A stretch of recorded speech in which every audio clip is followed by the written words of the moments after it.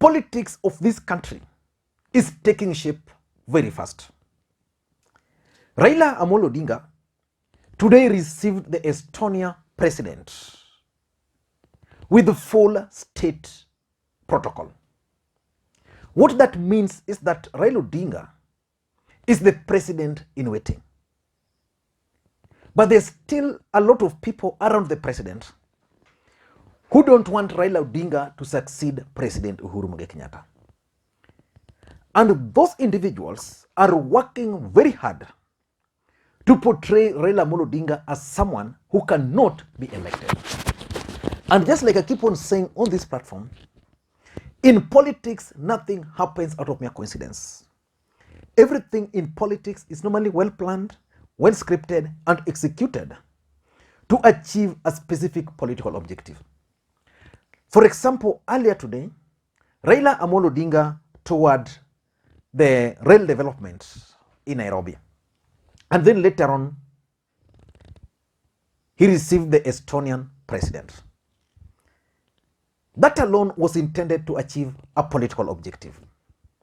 But I'm not going to go into details about that. I'm going to do a video on that tomorrow. But there's another development which is taking shape in this country. Waiguru, the Kirinyaga governor, made a surprise announcement that she is not going to defend her seat on Jubilee in 2022. She went further and explained that Jubilee Party is no longer Jubilee Party. It's dead. And today, Waiguru appeared before the EACC. Of course, even that appearance, in my view, was supposed to achieve some objectives, to give her the limelight. And then during that visit, after visiting the EACC with the lawyers, Ayub Savula made a statement. Actually, we are quoting Waiguru as ANC. I'm here as the deputy party leader. We don't want this governor to be intimidated by anybody. We know it's because of politics.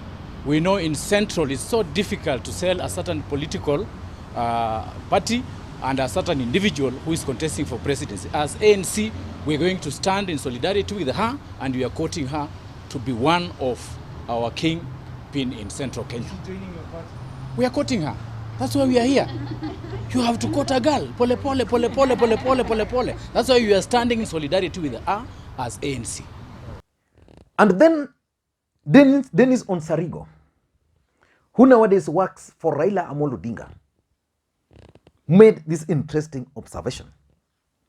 Dennis Onsarigo is saying, third political experiment.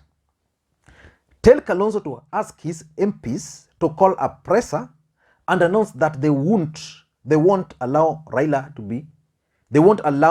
Kalonzo to be Raila's running mate. So yesterday, Ukambani members of parliament warned Kalonzo Musyoka that they are going to dump him if he agrees to support Raila Amolo Odinga for the presidency. Basically, if he agrees to be Raila Odinga's running mate. President Uhuru Kenyatta has been pushing for Kalonzo Musyoka to work with Raila Amolo Odinga. But the Ukambani members of parliament came up full-blown to announce that should Kalonzo do that, then they are going to dump him. So Dennis Onsarigo, who is an investigative journalist, because of that, I want to give credence to whatever he was posting here, is saying that it was an experiment. So the same individuals around the president who are not keen on Raila Amolo Odinga's presidency sponsored these individuals to portray Raila Odinga as someone who cannot win without Kalonzo. Then Onsarigo is saying, ask Savula to show up at EACC to announce that Raila is unelectable in Mount Kenya. After a week, start making calls to Rao after experiment fails. So basically, there's a group around the president who are not keen on Raila Odinga's presidency. They've been trying everything, every time, everything, projects here, project there. All those projects have always failed, including the One Kenya Alliance movement. And for those who follow politics very closely in this country, Musalia Mudavadi appeared for some event hosted by the Status Controller, Kinovia Mbogwa, and Francis Kimemia. So there's a group around the president. Let me just explain the 4 groups which I've always maintained are around the president on this group before I go into Waiguru. There's the first group around the president. This group believes that Raila Odinga should be supported by President Uhuru Kenyatta because Raila Odinga has contested before and he only needs the deep state. This is the group where President Uhuru Kenyatta is.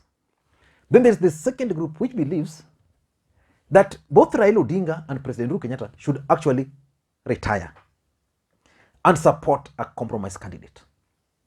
And this compromise candidate, according to this group, is Musalia Mudavadi. They believe that if Raila and Uhuru were to support Mudavadi, then Mudavadi will easily become the president of the Republic of Kenya. So that's the second group. Then there's the third group, which believes that the next president should come from the current cabinet. And this group is pushing for Fred Matiang'i and is also pushing for Mutahi Kagwe. So Fred Matiang'i, Mutahi Kagwe ticket.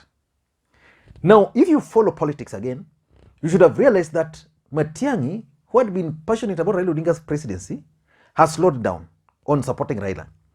What Matiang'i is nowadays doing is going outside there campaigning for his own bid.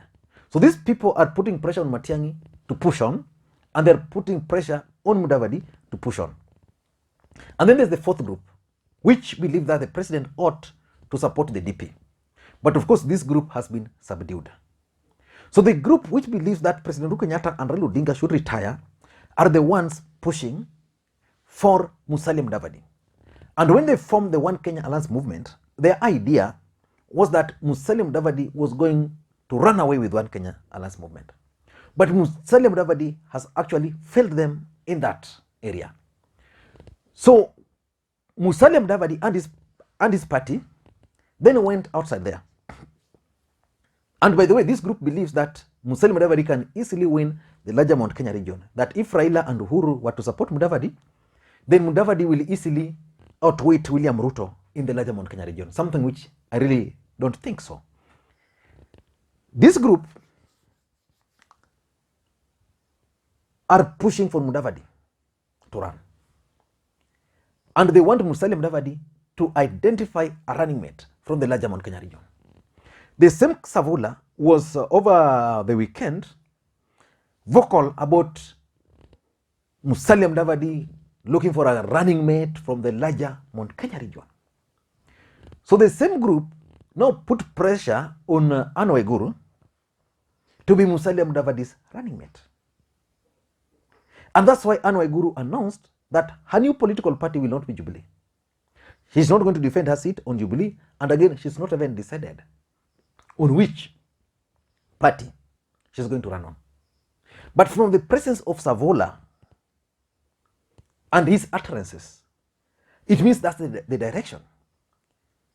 And that's why ODM party and Raila Odinga's camp are worried. They are worried because of the following. By the way, before I get into all those, for those who are watching this channel for the first time, I want you to take a second or two, click subscribe button. What we do on this channel is that we analyze politics in a way you can't find any other place. So just take a second, click subscribe button, and also those who want to join the channel membership, just click that join now so that you'll become a member. And I want to thank Nicholas Momo, who was just before, when I was setting up this, he placed a call to me and told me that, Lee, today I'm from Ukambani, but I feel like doing you coffee. So he has sent me some coffee. I want to thank you, Nicholas Momo. Now let us proceed. Should Waiguru and Musalia Mudavadi ticket materialize, Raila Odinga might have a bit of problem. And they're in panic because of the following. Number one, the forces behind that ticket. Some of the individuals behind Mudavadi Waiguru ticket are very powerful people. Francis Kimemia was the main guy during Kibaki transition. He was the head of the public service then.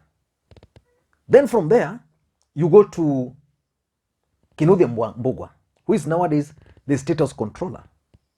During Kibaki era, this guy played a key role in ensuring Kibaki retained the seat using the administration police. What is worrying the ODM party is this force behind Mudavadi candidature. Because every time Raila Odinga is planning activities from nowhere, they're being frustrated. So that's the first worry. Number two, there's also the notion around people around Raila Odinga that Waiguru is a close ally of President Uhuru Kenyatta. And because Waiguru is a close ally of President Uhuru Kenyatta, there is no way she can just wake up and make such kind of an announcement without the president approval. And of course, if you look at Waiguru, there's the Kenyan Politics, where Martha Karua already has her party. Jubilee is likely to settle on Karanja Kibicho, though Karanja Kibicho might also not do that because Karanja Kibicho will oversee President Uhuru Kenyatta's transition, but Waiguru believes that Karanja Kibicho wants her seat. So the perceived closeness of the president and Waiguru is also worrying the ODM brigades, because they believe that Waiguru can receive instruction from President Uhuru Kenyatta. If the president calls him and directs him to be with Raila Odinga, that's where Waiguru will be. But nowadays, based on this, she's drifting. So these people believe maybe the president is also part of the experiment. Number three is the emergence of third force. The truth of the matter is that if one Kenya Alliance movement can stick and forge a united force, then a third force might emerge. And if a third force is going to emerge, then it means when you go for election, no single candidate is going to get the 50 plus 1%. What is going to happen is that all of them are not going to get that. So we are going to go for a rerun, number one and number two. And with the deep state, you never know who is going to be number one, number two, if you have three strong candidates. So Raila Odinga might be knocked out, or Ruto might be knocked out, so that we have the Kalonzo, Mudavadi, Waiguru ticket against the other. So that's also worrying the ODM party. And number four, lastly, is that if there's one thing which Raila Odinga and his supporters would want, is President Uhuru Kenyatta public endorsement of Raila Odinga. So by Kalonzo Musyoka, by Mudavadi emerging, it means these guys can succeed in convincing the president that Musalia Mudavadi can easily win. So the president might be persuaded not to endorse Raila Odinga for the presidency. Munalewa hiyo. I'll be in here tomorrow. I hope you've enjoyed the analysis. Thank you guys once more. And for those who are watching for the first time, please just take a second, click subscribe button. That's how you can support the channel. And again, you can always reach me on my WhatsApp, which is 0777 741323. It's purely WhatsApp. And I want to make a disclaimer. I receive so many messages. Sometimes I'm not able to respond to all of them immediately, but I'll always try to go through them and respond where necessary. So sometimes if I delay responding, just understand we are talking of a YouTube channel receiving over almost close to 2 million views every month. Every day the views are just too much. So it means sometimes I'm not able to respond to each and every messages, but you can reach me on that 0777 741323 if there's something important, purely WhatsApp. Thank you guys, and may you have a good day. Bye bye.